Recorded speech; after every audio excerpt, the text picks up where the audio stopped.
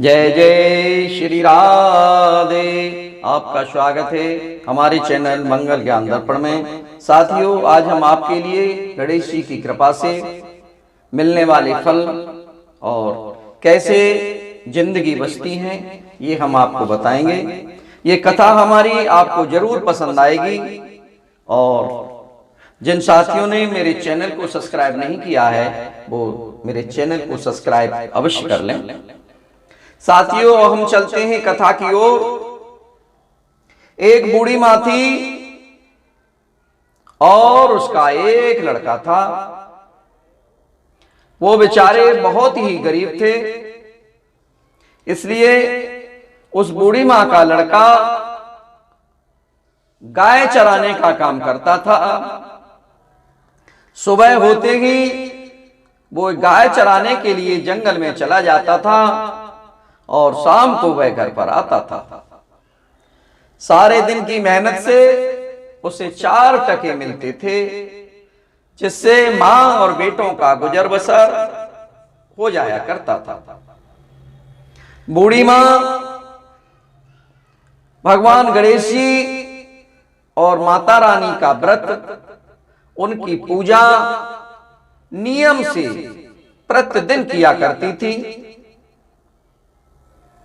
वह माता बूढ़ी गणेश जी भगवान और माता रानी के लिए 5 लड्डू बनाती थी, जिसमें से 2 लड्डू गणेश जी को, 2 जगत माता के लिए और 1 लड्डू वह स्वयं खाया करती थी। इस नियम की वजह से, इस नियम का पालन करते करते वह बूढ़ी मोटी होती जा रही थी। और जब बूढ़ी के पड़ोसियों ने देखा कि ये बुढ़िया तो पहले बहुत पतली थी, अब तो ये मोटी होती जा रही है, तो उनको जलन होने लगी। पास पड़ोसन की इस बात की जलन थी, इसलिए उन्होंने बुढ़िया के लड़के को बहकाना शुरू कर दिया और लड़के ने से कहा, तुम तो गाय चराने चले जाते हो और ये बूढ़ी मां घर में बैठ करके लड्डू बना बना के खाती है। लड़के ने भी सोचा, मैं तो सारा दिन मेहनत करके रूखी सूखी रोटी खाता हूं और ये मेरी मां घर में बैठ करके लड्डू खा खा करके मोटी होती जा रही है। इसी सोच के कारण वह लड़का एक दिन गाय चराने नहीं गया और छुप करके घर में ही बैठ गया। साथियों, उसने देखा कि बूढ़ी मां 2 पैसे का घी ले आई और रोजाना की तरह ही उस बूढ़ी मां ने 5 लड्डू बनाए और उन लड्डुओं से भगवान गणेश जी को और माता शक्ति को 2-2 लड्डुओं का भोग लगा दिया और उसने 1 लड्डू स्वयं के लिए बनाया था वो खा लिया। इन सब बातों को वो लड़का चुपके से देख रहा था। दूसरे दिन ही वह बुढ़िया से बोला, मां, मैं कमाने जाऊंगा, यहां थोड़ी कमाई होती है, मैं बाहर जाऊंगा। बुढ़िया ने बहुत समझाया कि बेटा, हमारी तुम्हारी गुजर बसर हो ही जाती है, पेट भर ही जाता है, तुम बाहर जाकर क्या करोगे। लेकिन वो लड़का नहीं माना। जाते समय बुढ़िया ने कहा कि ठीक है बेटा, तुम जाना ही चाहते हो तो चले जाओ, पर एक बात याद रखना, ये कुछ चीज मैं तुम्हें देती हूं, ये कुछ अनाज के दाने हैं और 1 पानी की कलसी, ये उन्होंने, बूढ़ी मां ने अपने लड़के को दे दी। इनसे वह रोज कहानी सुना करती थी।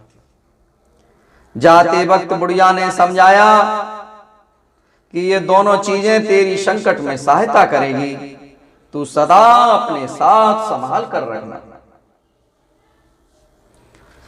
सुबह ही चल पड़ा और चलते चलते रास्ते में एक नदी मिली।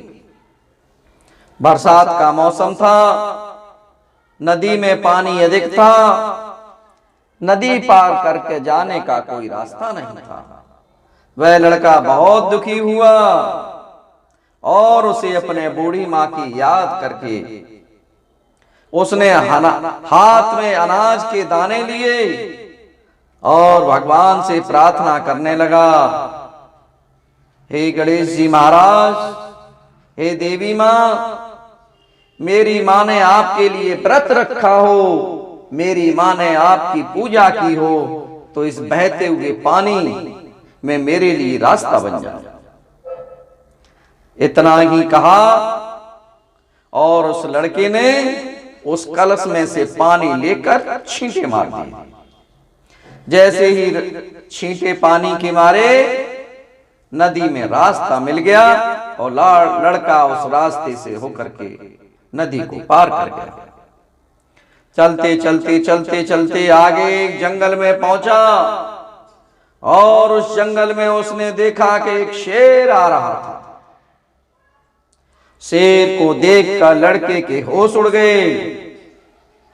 उसे फिर अपनी माँ की याद आई और उस बूढ़ी माँ के बेटे ने झट से अनाज के दाने हाथ में लिए और गणेश जी महाराज और माता रानी की प्रार्थना की और कहा, अगर मेरी माँ ने तुम्हारे लिए व्रत किए हो, मेरी माँ ने तुम्हारे लिए अगर पूजा की हो, तो इस शेर की जगह पर गाय बन जाए। और उसने पानी के छींटे मार दिए।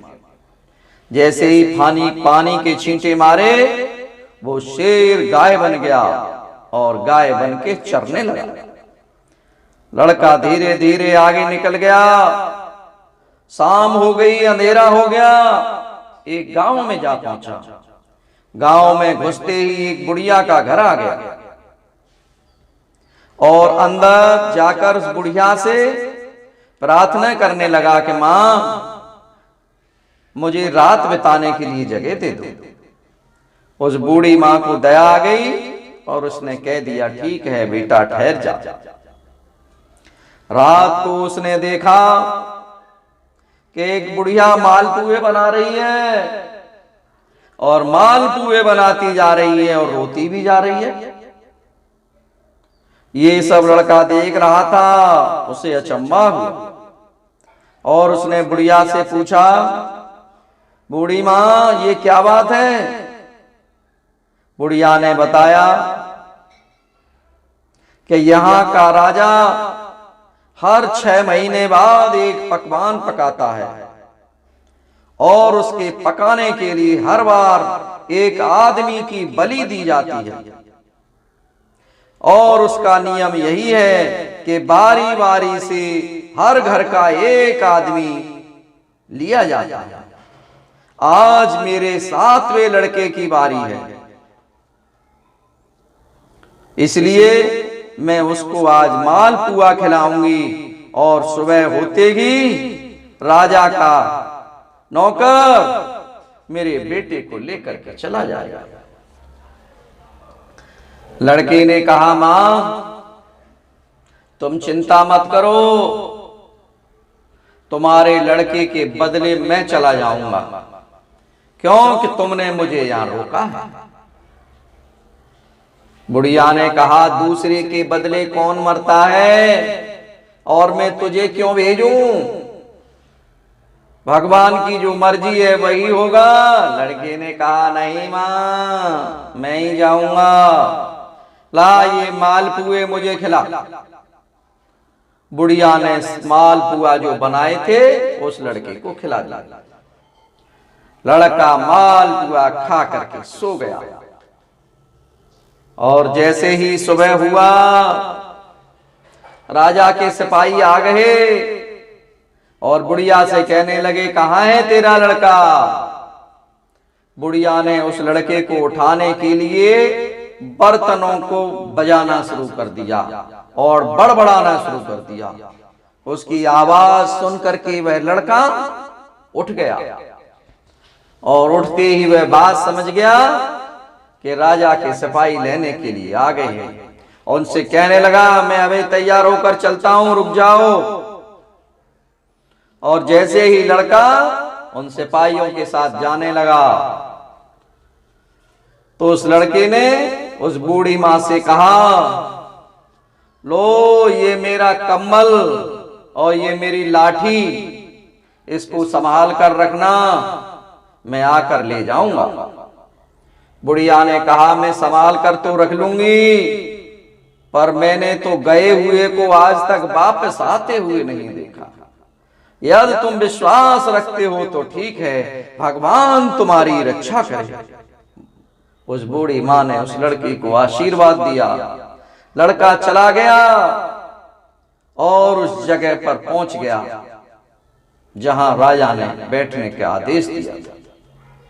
उस लड़के ने देवताओं को याद किया और उन अनाज के दाने निकालकर पानी की घंटी ली और छींटे मारे और गणेश जी को याद करके अब अपने चारों तरफ देख करके एक चौकी पर बैठ गया और वहां जल के छींटे चल गए और कहा, हे भगवान, आज आपकी परीक्षा है।